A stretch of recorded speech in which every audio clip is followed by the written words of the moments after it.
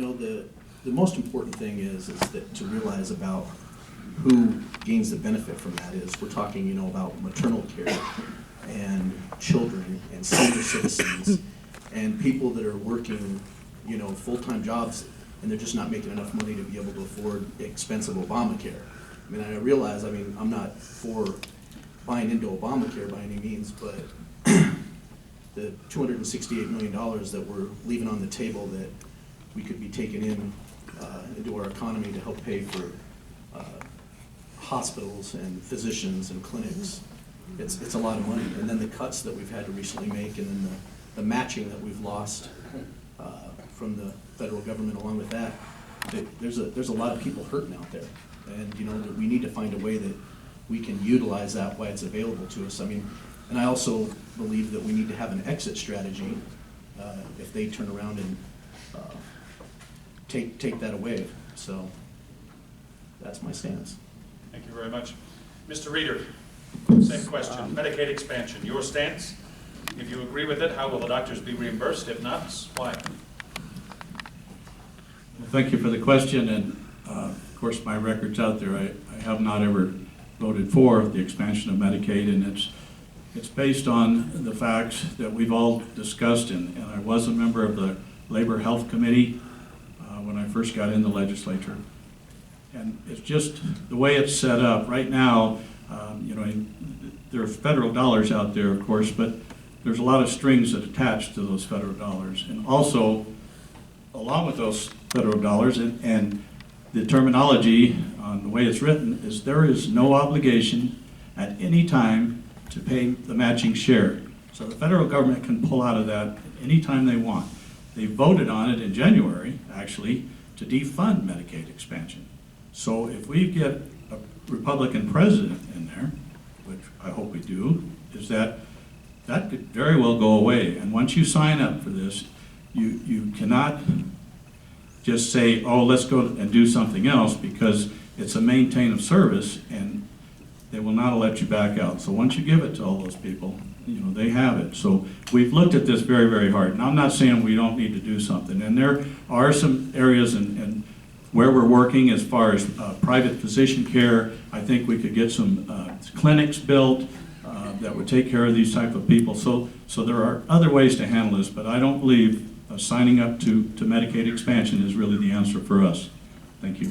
Thank you. Mr. Schoenwolf, budget. What will your top priority be for state spending? And if the state should tap into the rainy day fund, what would be your parameters for spending the money? Well, like we were talking about, like I was talking about, just with the cuts that are being made. I mean, we have to do something for health care for the people in this state.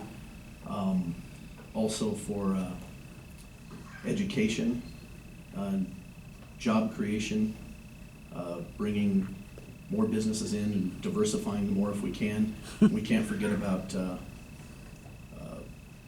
mineral industry. You know, we have to continue to fight against the EPA and continue to fight for coal. That's all I have to say. All right, thank you. Mr. Reeder, same question. What will be your top priority for state spending? And if the state should tap into the rainy day fund, what would be your parameters for spending the money? Well, thanks again for the question. And you know, for the last couple of years, there has been some of us there that have tried to throttle back on the type of spending that we've done there at the state. So, with no avail, we just didn't have enough votes to stop some of that. And I would say that I didn't want us to start spending out the LSRA, because by the year 2020, if we go along the way we're going right now, we'll be $1 billion down. So we have to be very careful about that. So my look at this is we need to go really to a mode of more on needs and not wants. I think we need to throttle back a little bit there. There's also a lot of areas with those spending dollars that we could do. We need to increase the tax base and decrease the government costs. So there's a lot of government that are competing with private enterprise. We could turn those jobs over to private enterprise, and therefore increase our tax base. So there's probably 4 or 5 or 6 different things that we could do, and I think actually get back within our budget. So that's my answer. Thank you. Mr. Sweeney, same question on the budget. What will be your top priority for state spending? And if the state should tap into the rainy day fund, what would be your parameters for spending the money? Thank you. Well, first off, on the overall budget, you know, we've got to keep in mind that the legislature sets out the policies, not to micromanage the individual departments. I would like to see us continue on the penny plan, to continue to cut. I do believe to, perhaps this is the wrong words, but soften the blow.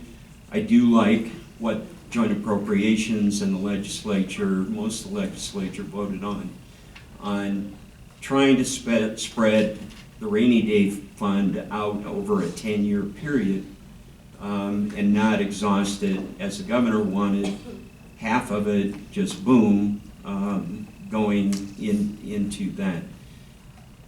If I'm elected, lucky enough to get elected, I definitely want to be an advocate for areas that I still think we need to fund, such as social services for the elderly. I too would like to see some enhancement of revenues, but I don't believe cutting the business council out or tourism out is ways that we increase our economy and make our economy grow. Thank you. Thank you very much. Our next topic, and we'll start with Mr. Reeder, education. School districts around the state are trimming their budgets. How will you support educational programs? And what should be our primary educational objective as a state? Well, I would answer the last part of that is, you know, we want the best education for our kids that we possibly can get. And I believe right now that Wyoming is ranked in the top 5 states as far as what we pay per student as well as teachers pay. So I think that part of it is there. The other thing that we should consider, I believe, as far as education is concerned, is we have 58 school districts, and we have 23 counties. Now, why don't we have, in order to, you know, if we're looking for funds for education and other methods to better education, if we were to bring that back to whether it's like Natrona County is 1 district, but there are some counties that have 6 school districts.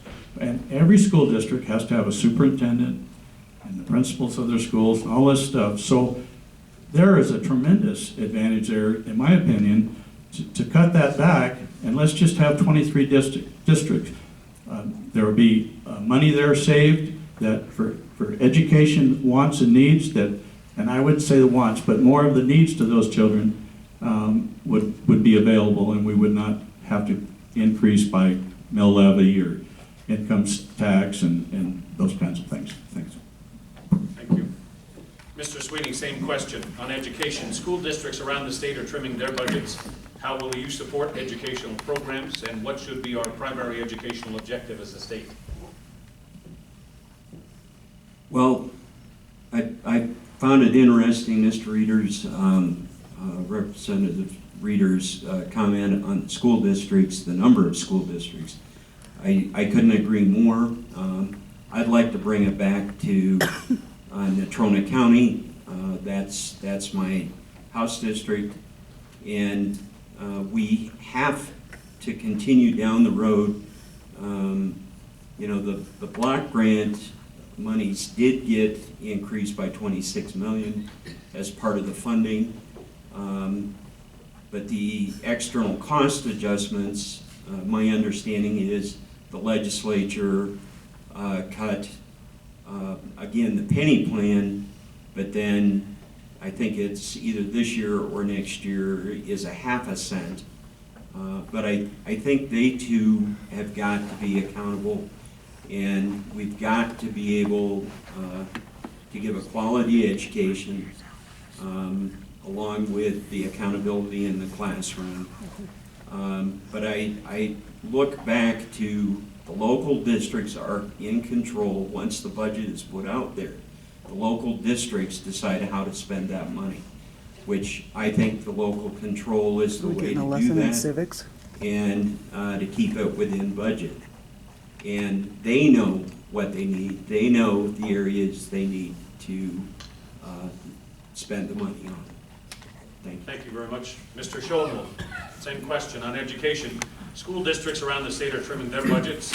How will you support educational programs, and what should be our primary educational objective as a state? Well, I believe that we should do everything we can to avoid making any more cuts to the budget towards education. What we've already done has been greatly impacted, education around the state in a real negative way.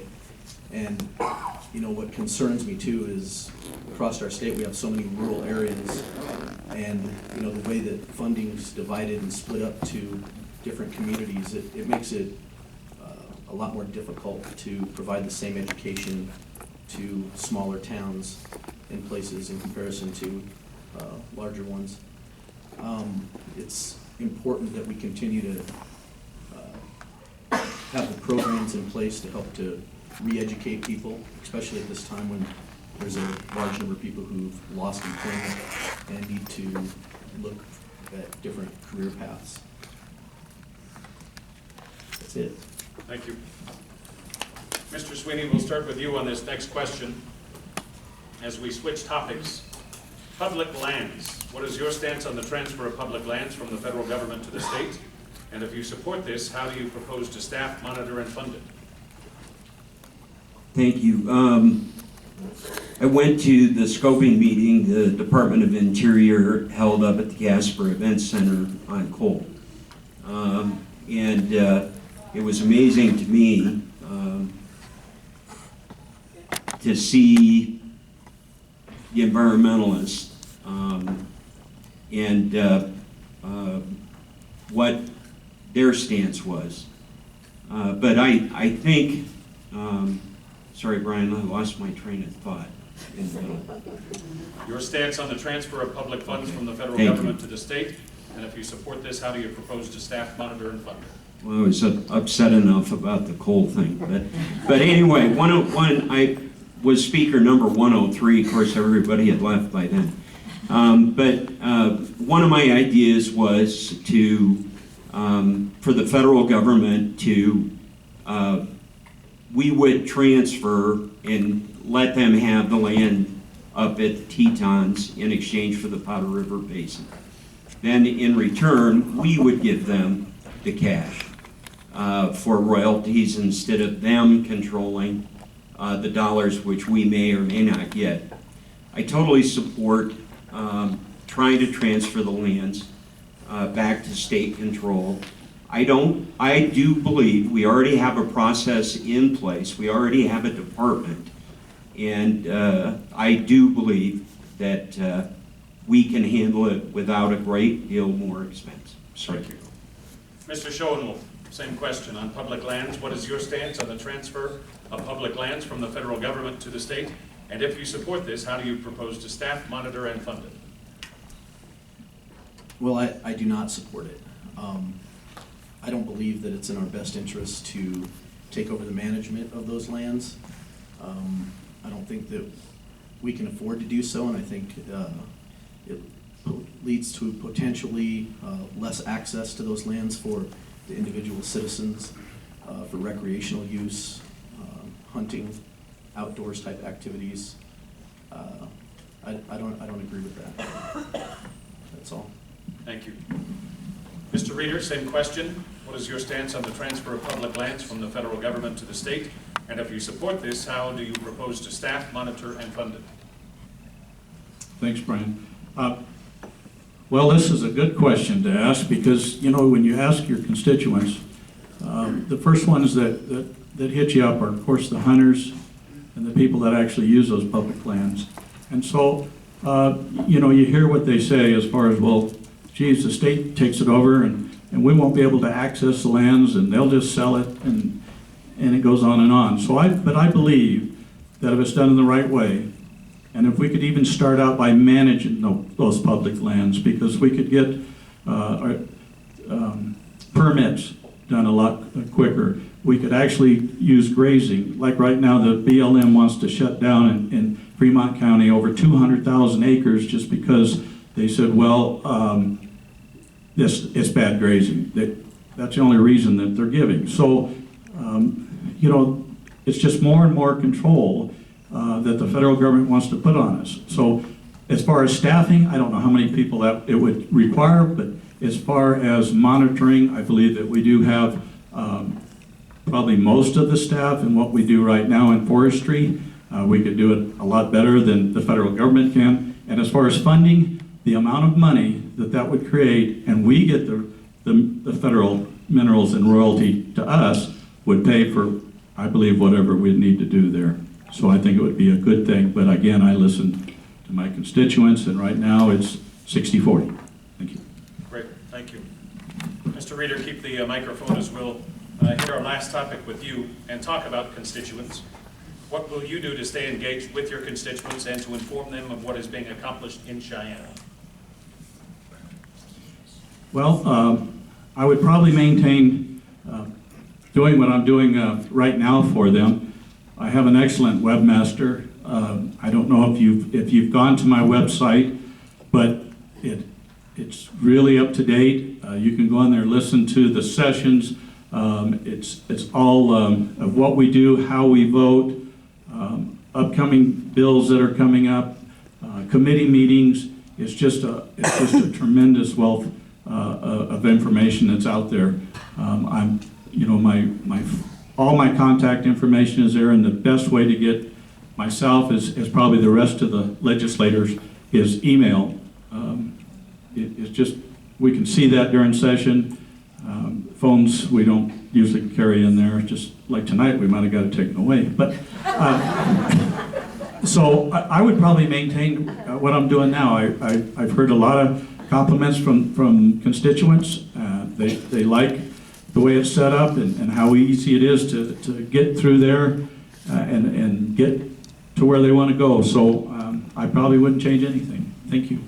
Thank you. Mr. Sweeney, same question. What will you do to stay engaged with your constituents and to inform them of what is being accomplished in Cheyenne? Well, I'll try to remember the question first up. But number one, listening and communicating, I think is going to be important. I'm going to try my best. I liked Tim Stubbson's approach with a newsletter. It ends up being probably about $1,000 to get that newsletter out. I also think the web, of course, is a great way. And on the issue of sportsmen and communicating with constituents, I think listening, trying to go to bar none, Edgerton, City of Casper meetings, and trying to communicate that way. Also the county commissioners. I think that's also a good way to go. And I think on back to state lands with 2 seconds, we can control the access and make it manageable for hunters because that's obviously critical. But we can do it better than the feds. Thank you. Mr. Schoenwolf, question. What will you do to stay engaged with your constituents and to inform them of what is being accomplished in Cheyenne? Well, I would just continue to have an open door policy with my contact information. Charles at CasperInHomeCare.com. My phone number is 251-4432. Anybody who wants to speak with me, ask me any questions, I would want them to call and contact me anytime. I'd be glad to discuss anything, now or in the future at any time. That's it. Thank you. Time for final thoughts. Fellas, you've got 1 minute for close. We'll start with Mr. Reader, if you don't mind, 60 seconds. Thank you. Well, again, thank you for coming this evening. Most important issue to me, because I do not carry any special agenda down there, and never have, because I want to listen to my constituents and what they need and do as they would have me do. So, but my most important issues are life, liberty, and property. Other issues, in my opinion, we can handle if we look for the problem and what created it. I think my top goal is to represent the people who have entrusted me to do so. And I would say that most of my other answers in this are right on my webpage. So God bless you, God bless Wyoming, and God bless the United States of America. Thank you. Thank you very much. Mr. Schoenwolf, 60 seconds, final thoughts. Well, the main thing that I would like to remind everyone is to get out and vote. I was looking over the statistics for our district, and we have, in a district of about 10,000 people, we have 1,665 registered Republican voters. And on average, in any typical election, only about 500 people vote in the primary election. And this primary election is going to actually determine who's going to be in that House seat. So if you have an interest at all, people need to make sure that they get out and vote. Please vote. Thank you. Thank you. Mr. Sweeney, 60 seconds, final thoughts. Thank you for this opportunity tonight. You can't really judge a person in a few sound bites and questions, but I believe that I have tried to live my life here in Wyoming these past 35 plus years to better my employees, to give back to my community, and to contribute in some small way to my beloved home of Wyoming. I believe that I am a common sense Republican. Those that know me believe that I can collaborate with other legislators. You will know where I stand. I have demonstrated that here in Natona County and fought for what I have believed is right for all of our citizens. In these economic times, we need someone that can work with compassion to get things done. I admit that I have a lot to learn, but I will work hard to make you proud. Last, we need Donald Trump in the White House for Wyoming.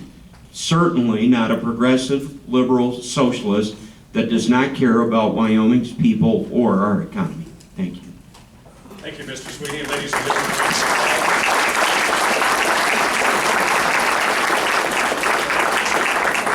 for House District 58. We'll make the transition again very quickly. House District 57 is up next.